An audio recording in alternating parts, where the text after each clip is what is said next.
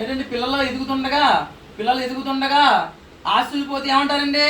తినడానికి నోరు లేదు, అందుకే వీళ్ళు ఆస్తులు పోయినాయి అన్నారు. చాలా మంది మేము నష్టపోతున్నప్పుడు అందరూ అలాగే మాట్లాడారు. కానీ మాకు మంచి గొప్ప అమ్మనిచ్చాడు. హల్లెలూయా. ₹1,00,000 పెట్టినా కొనలేని అమ్మనిచ్చాడు మాకు యేసయ్య. హల్లెలూయా. ఆ అమ్మ తెలివి, ఆ అమ్మ బుద్ధి. హల్లెలూయా. ఆ అమ్మ జ్ఞానం, ఆ అమ్మ ప్రార్థన, ఆ అమ్మ యేసయ్యని నమ్మింది. హల్లెలూయా. దేవుని స్తోత్రం. అసలే మా అమ్మగారు ఎలాంటిదండి? చీమలాంటిది. చిన్న అవకాశం ఉన్నదంటే అది అలాగా కష్టపడడానికి ఇది అవుతుంది. హల్లెలూయా. దానికి తోడు ఆవిడ దేవుడు కలిసి వచ్చేసాడు. హల్లెలూయా. ఆవిడ కష్టాలన్నీ చూసి, ఆవిడ ఏడు పంట చూసి, ఆవిడ శ్రమలన్నీ చూసి, ఆవిడ బాధలన్నీ చూసి ఆకాశంలో ఉన్న దేవుడు కూడా మనసు కరిగిపోయింది. హల్లెలూయా. ఈ కుటుంబాన్ని పట్టుకోవాలి. మా కుటుంబం చాలా శిథిలమైపోయిన పరిస్థితుల్లో ఉంది. మా కుటుంబం చాలా పాడైపోయిన పరిస్థితుల్లో ఉంది, నష్టపోయిన పరిస్థితుల్లో ఉంది, కష్టాల్లో ఉంది. కానీ ఇంటి యజమానుడికి అవి ఏమి పట్టవు.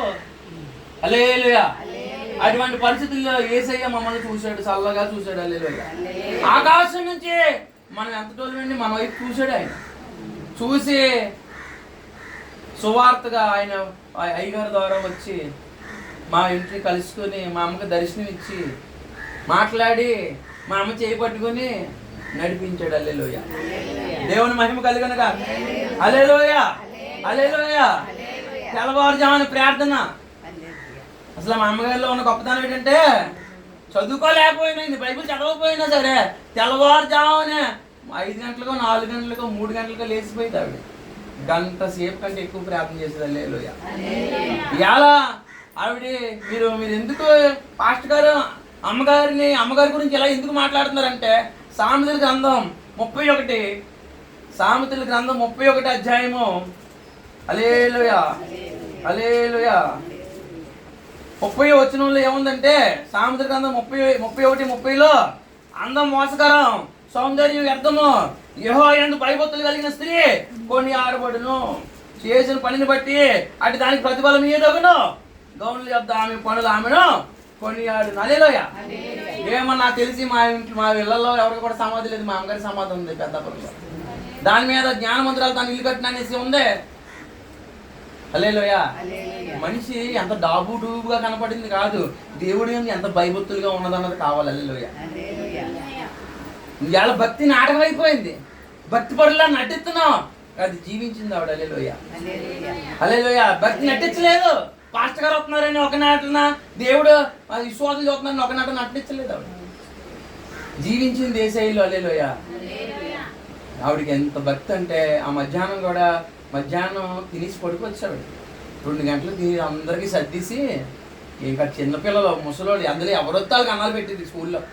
అన్నీ పెట్టిన తర్వాత ఆవిడ కూర కూడా ఉండేది కదా, అంత అన్నం అలా తినేసి అందరికీ పెట్టడమే, అందరికీ ఇవ్వడమే. హల్లెలూయా. విశ్రమించుకుంటా మళ్ళీ స్నానం చేసి బైబిల్ దగ్గర కూర్చుంది. మధ్యాహ్నం అంతా బైబిల్ దగ్గర కూర్చుంది. ఆవిడ ఆశ ఏంటంటే ఆయలందరికీ మళ్ళీ శుభార్త చేసి వాళ్ళందరికీ ప్రార్థన చేసేది. 10 మంది ఆయలు ప్రతిరోజు మళ్ళీ ప్రార్థన చేయించుకున్నారు. హల్లెలూయా. ఎక్కడున్నా దేవుడు ఆమెను వదలలేదు. దేవుని స్తోత్రం. హల్లెలూయా. కాబట్టి యెహోవా యందు భయభక్తులు కలిగిన స్త్రీ కొనియాడబడినంట. హల్లెలూయా.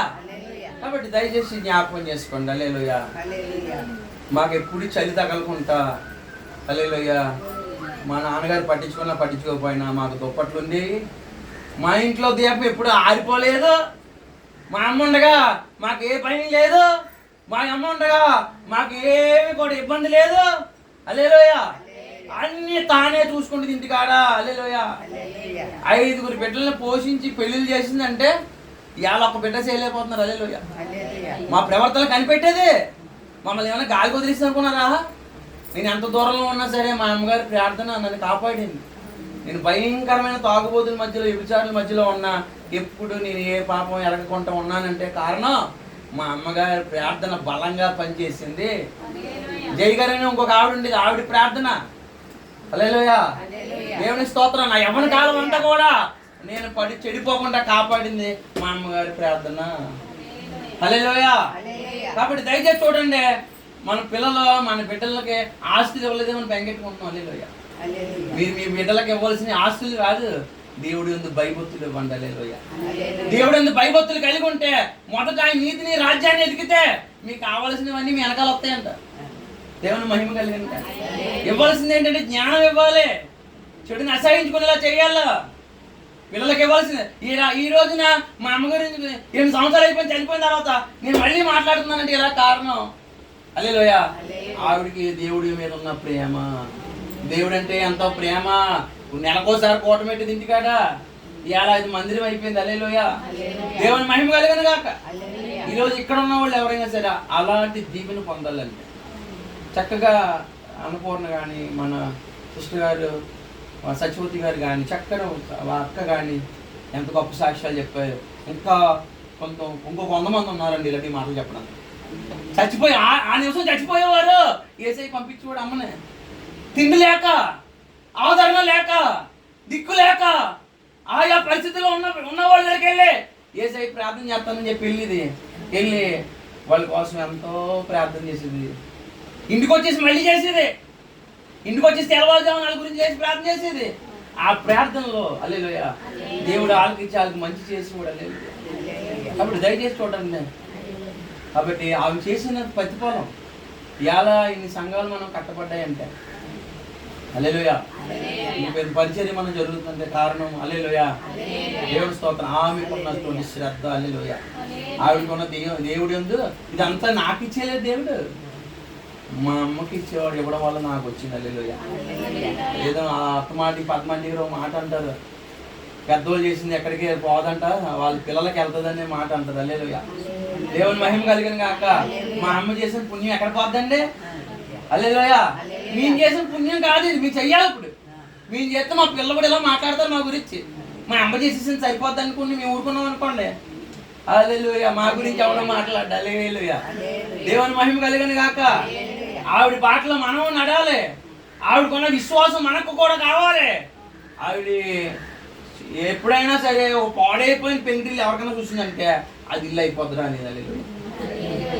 ఎవరైనా కుటుంబం పాడైపోయి ఉంటే వాళ్ళు బాగుంటారా అనేది. హల్లెలూయా. దేవుని స్తోత్రం. మంచి విశ్వాసం ఆవిడ. హల్లెలూయా. హల్లెలూయా. ఎంత గొప్ప విశ్వాసం అంటే ఎవరైనా సరే మనం ఇలా ఆ ఇంట్లో ఉండి కూడా మనం సరిగ్గా ఉండలేకపోతున్నాం. ఆవిడ మరి ఎంతమంది కుటుంబంతో మా అమ్మగారి పరిస్థితి ఎలా ఉండేది అనుకున్నారు? ఒక అమ్మాయి ఏమో మెచ్యూర్ ఫంక్షన్ అయిపోయేది, ఆ అమ్మాయి పెళ్లి చేస్తే ఇంకో అమ్మాయి రెడీగా ఉండేది. ఆ అమ్మాయి పెళ్లి చేసిందంటే ఇంకో అమ్మాయి రెడీగా ఉంది, ఇంకో అమ్మాయి కడుపుతో వచ్చేసేది. హల్లెలూయా. ఈవిడి కడుపుతో ఈవిడి సాగదంపిట్లోకి ఇంకొక అమ్మాయి వచ్చేసేది, ఇంకొక అమ్మాయి వచ్చేది, ఇంకొక అమ్మాయి మెచ్యూర్ అయిపోయి ఉండేది. హల్లెలూయా. ఎంత ఓర్పు ఉండాలండి. ఆడవాడైనా సరే ఎప్పుడు చేతులు మొల్ల ఇలా డబ్బులు పెట్టుకొని ఆ డబ్బులతోటే అన్ని పనులు. మళ్ళీ ఎప్పుడు కూడా ప్రైవేట్ హాస్పిటల్ తీసుకెళ్ళింది, గవర్నమెంట్ హాస్పిటల్ ఎప్పుడు తీసుకెళ్ళలేదు.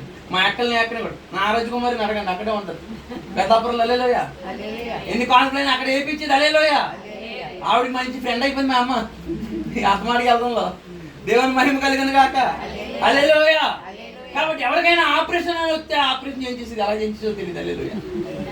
ఎవరైనా గర్భం బాధ ఉంటే ఈవిడ బాగా చూసుకుని కదా ముందు వాళ్ళకి ఆపరేషన్ చేసేది. హల్లెలూయా. కాబట్టి దయచేసి జ్ఞాపకం చేసుకోండి. హల్లెలూయా. కాబట్టి జీవితాన్ని దేవుడు మనకు తోడుండాలి. జీవితం కట్టబడాలి. పెరిగే 3 రాళ్ళు ఉందనుకో, ఇప్పుడు చిన్న పక్షి చూడండి, చిన్న పక్షి, దానికి ఎంత తెలివి చూడండి. దానికి ఆ గడ్డి పరక, ఈ గడ్డి పరక, ఈ గడ్డి పరక, ఆ గడ్డి పరక పట్టుకెళ్ళి, అది చిన్న పక్షి అయినా సరే దానికి ఎన్ని గాలి తుఫాన్లు వచ్చినా సరే ఒక గూడు నిర్మించుకుంటుంది, ఒక చక్కని జీవితం గురించి ఆశపడుతుంది. అలాగా మరి మనుషులం కదా మనం, పక్షుల కంటే గొప్పలో కదా. మరి మనం కూడా చిందరవందరంగా ఉన్నటువంటి కొన్ని జీవితంలో ఉన్నటువంటి కొన్ని పరిస్థితుల్ని చక్క చేసుకోవాలి, ఓర్పుతో నయం చేసుకోవాలి. అంతేగాని మధ్యలోనే మనం నిలబడకుండా దీపం ఆర్పేసుకుంటే మనం ఎలా కట్టబడతాం? దీన్ని జ్ఞానవంతులని ఎవరు అంటారా? హల్లెలూయా. ఇన్ని రకాలుగా పడి ఎంతో మంది తాగుబోతులు కుటుంబాలు కూడా నిలబెట్టి నమ్మక చివరికి ఎంతో విశ్వాసం ఉన్నవాడికి ఎంతో భయంకరమైన అనారోగ్యం వచ్చింది. హల్లెలూయా. అప్పుడు కూడా యేసు నీ కార్యాలు